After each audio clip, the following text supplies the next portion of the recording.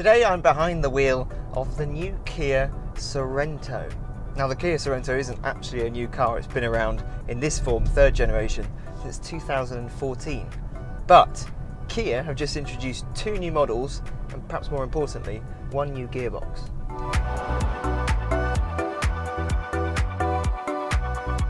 Now make sure you like, comment, subscribe, make sure you visit newmotoring.com and also make sure you click the little bell icon next to our channel name because then you'll be told whenever we have a new video. Let's talk about the Sorento range more broadly first of all. And every Sorento on sale has the same 2.2 litre turbo diesel with 197 brake horsepower and 325 pounds-feet of torque.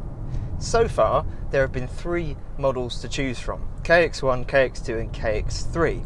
And all but KX1, so KX2 and KX3, have been available with either a 6-speed manual or a 6-speed automatic gearbox. The KX1, that's just come with a 6-speed manual. Still with me? Good. Now you can have a Sorento as a GT-Line or a GT-Line S. And those two models, across the whole of Kia's range, those are the ones that are, well, they look a bit more sporty and they're loaded up with the most kit. The GT-Line is £38,800 and the GT-Line S, which is the one I'm in at the moment, is £42,300. So it's quite a sum of money. But then again, you do get quite literally everything you could ever need. As for the gearbox, gone is the old 6-speed automatic, replaced by a new 8-speed automatic, which not only promises to return better fuel economy, reduce CO2, but it's lighter despite being the same size, and it should be sharper and a bit faster.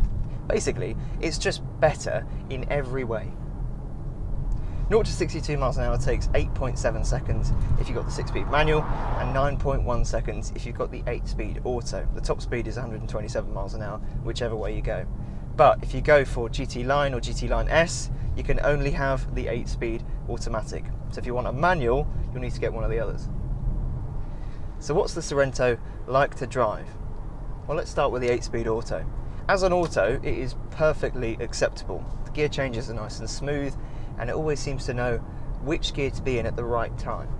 You can push the gear lever across into a manual mode as well, in which case you can use the paddles behind the steering wheel to change gear yourself. But if you do that, although the changes on the way up are actually quite snappy, the changes on the way down, the response from the paddles is quite sluggish, and actually the gearbox itself doesn't really want to change down when you want it to. Would the manual gearbox be better? Well, truth be told, I can't really tell you because I haven't driven it. But the automatic, it just seems to suit the character of this car. Part of this car's character is comfort too, and the suspension is soft enough to be relaxing, but not so soft that you crash and bounce through potholes or the wheels just panic whenever you go over a bump. Although because it's so soft, there is quite a lot of roll when you get to a corner. In fact, there's really quite a lot. The steering is actually quite good. It just feels very predictable, very reliable. The brakes, however, well, they do a good job of stopping you once or twice, to be fair, but any more than that, once you've really slammed on the anchors a few times, you can start to smell them. As for the way it looks, I quite like it. It's not a car I've had to warm to either. I just like it straight out of the box. It's got a muscly kind of character to it that I just really like. I mean, it is huge. As for the inside, well, as I said, this is a GT-Line S. This is the very top of the range, and you pay for it because it's £42,000. But then again, it does have pretty much everything you could ever need. And because it's a Sorento, you've got plenty of space and 7 seats. It just feels like a cruiser.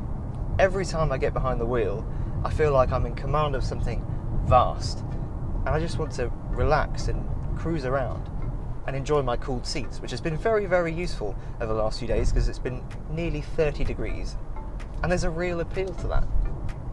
Equally, when you do start to push on, it doesn't just fall apart. It's not exciting, it's not sharp, but it doesn't completely lose its composure. Now, if you'll excuse me, it's approaching 30 degrees once again, so I'm just going to pop my cooled seats on and relax.